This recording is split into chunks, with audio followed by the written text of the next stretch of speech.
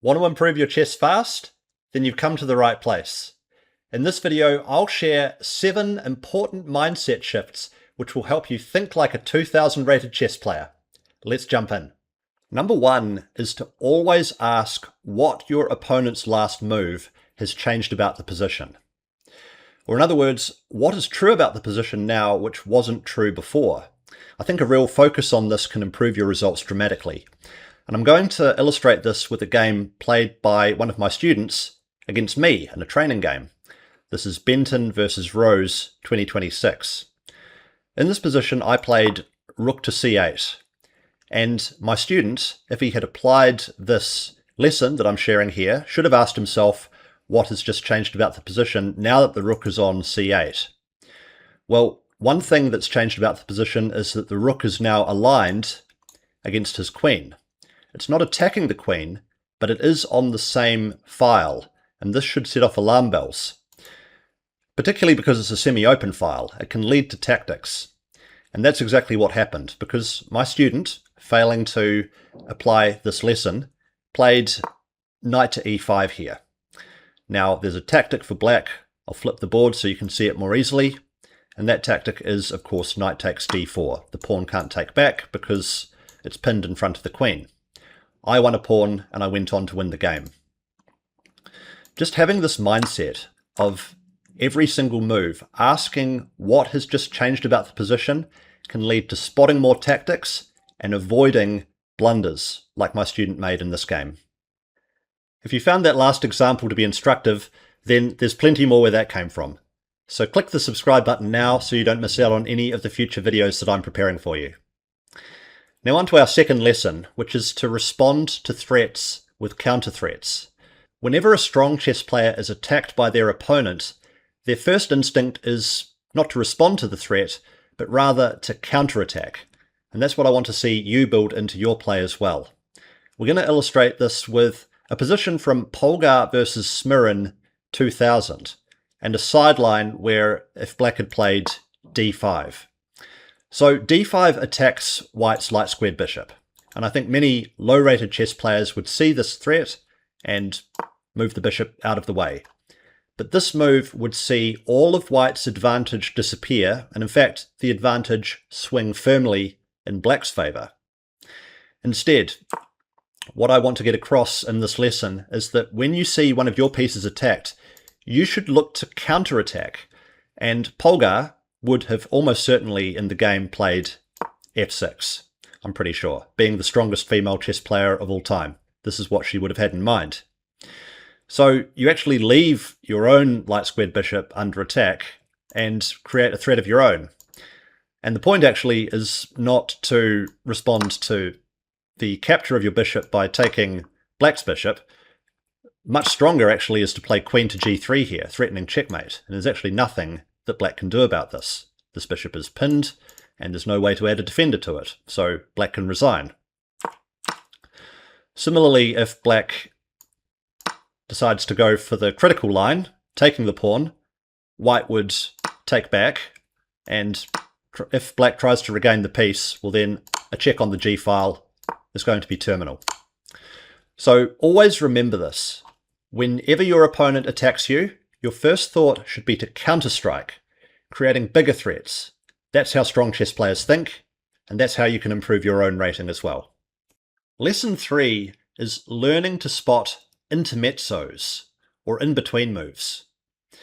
Now these are often missed by low-rated chess players, so if you can start to see them, then it's a real sign that you're becoming strong. Our model game here is Blau versus Van Schaltinga 1947. It's black to move here, and black is on the attack.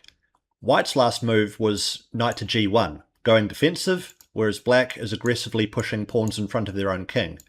A risky strategy, but it works here because black has better activity. In particular, this knight on f4 is very powerful. But how should black continue?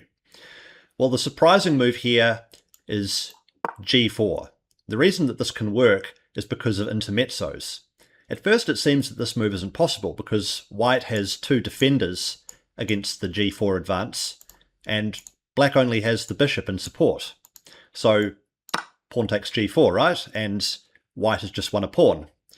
or the intermezzo, the in-between move, is to give the check first. This is one way that you can spot more intermezzos. Often it's by creating a strong threat, such as a check.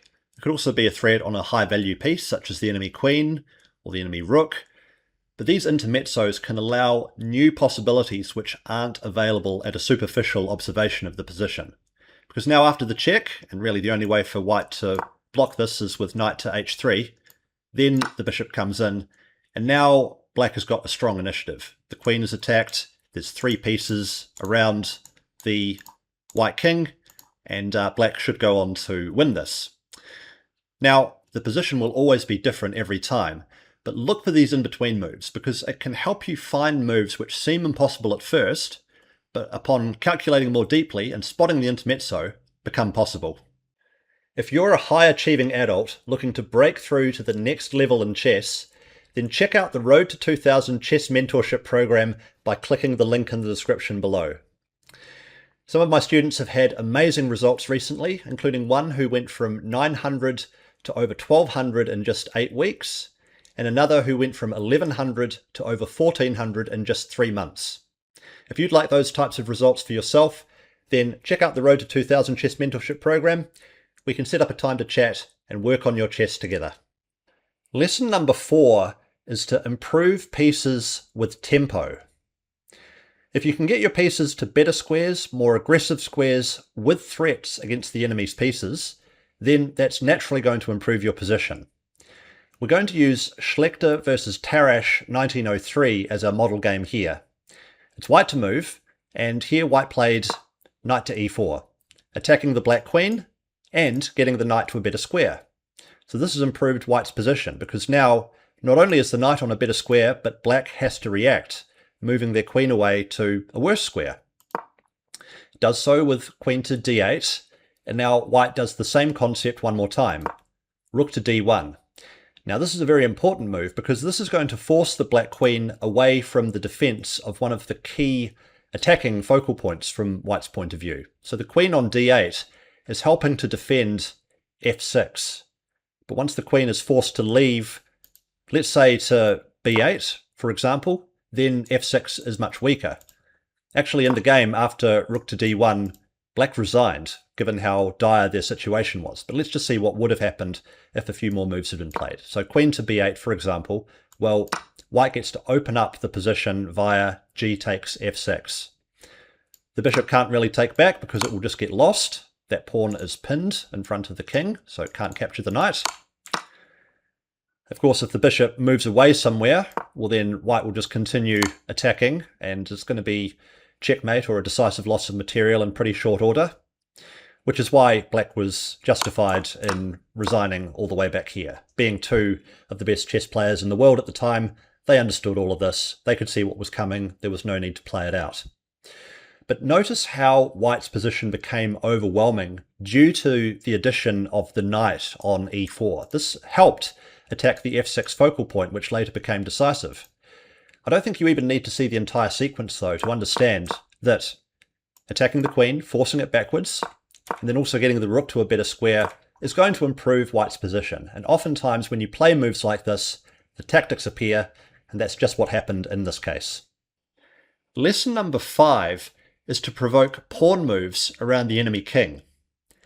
This tends to create weaknesses which can be exploited later.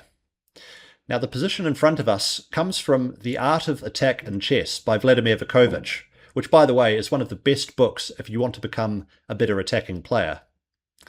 White to move here, and the author suggests queen to d3. Now this provokes a weakening pawn move around the black king, because the threat is very obvious, queen takes h7 checkmate, but also quite hard for black to meet. One way would be with f5, but in that case white can simply take en passant and black doesn't have time to take back because there's the same threat on h7. So I think in a practical game more likely we'd see g6 from black to try to defend, but now weaknesses have been created on the dark squares which white can look to exploit, starting with bishop to f6.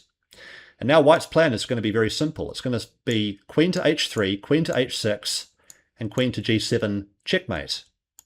How can black fight against this? maybe by trading off the dark squared bishops, bishop to d8 for example. But then I think white just continues with the same plan. Queen to h3. Let's say that the dark squared bishops are traded. Well, now the pawn on f6 is going to be the anchor point for the white queen when it eventually shows up on g7. Black could try defending with h5, but it's not going to hold out for long because eventually the white queen is going to sneak in to g7. Let's say that black tries to defend on the light squares. Well, you'll notice that there's actually another threat from this light squared bishop, which means that white can capture on h5. The pawn is pinned, and once again, the queen is going to end up checkmating the black king on g7. But that entire sequence, it started by creating weaknesses on the dark squares. Back in the original position, you force a pawn in front of the black king to move, g6, now there's new weaknesses which white can look to exploit. Lesson 6 is you must sacrifice when it's correct to do so.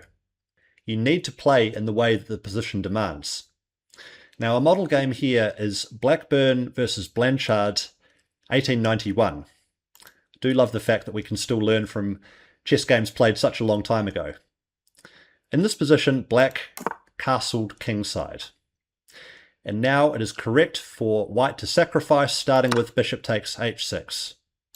Black takes back, of course, and then the white queen is on h6. Now maybe this is not your style. Maybe you're afraid that you might miss something in a position like this one, and you'll have sacrificed and you won't be able to finish off the attack. Well, you do need to calculate before sacrificing, but at the same time, if the sacrifice is on, it's not like you can turn down the opportunity. If you don't sacrifice when it's correct to do so, then quite often your opponent will gain time to set up a defense and you'll have lost all advantage. One thing in chess actually is that the type of advantage that you have dictates the way that you need to play.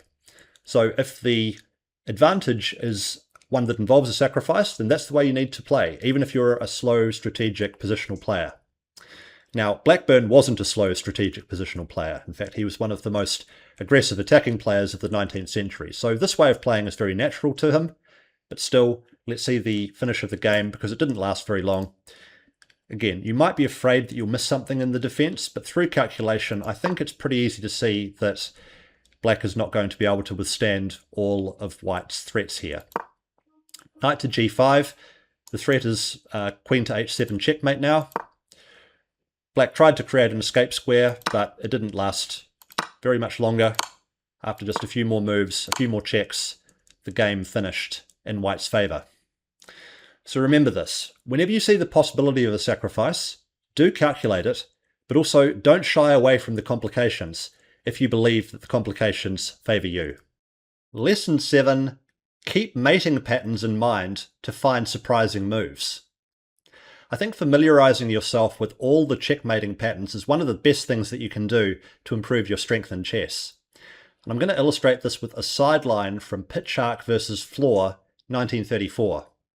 It's white to move here, and it's a good thing that it's white to move because at the moment the pawn on g3 is under attack twice by black and it's only defended once.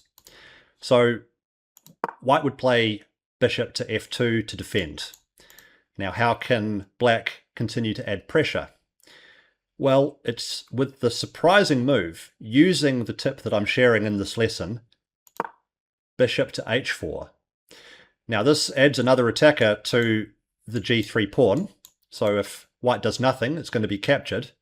But if the bishop is taken, then knight to f4 is decisive. There's actually nothing that white can do to prevent queen to g2 next move, other than rook to g6, which holds it off for one move, but not for any longer than that. Queen to g2 is going to come next move now and end the game. When you start thinking in terms of checkmating patterns, a whole new range of possibilities opens up. You can find tactics which were previously invisible to you, and it can help you win a lot more games. If you enjoyed those last few examples in particular, then you're going to love this video where I share more about attacking chess. In it, I share 5 attacking chess patterns that you can use to secure more tactical victories. So check it out.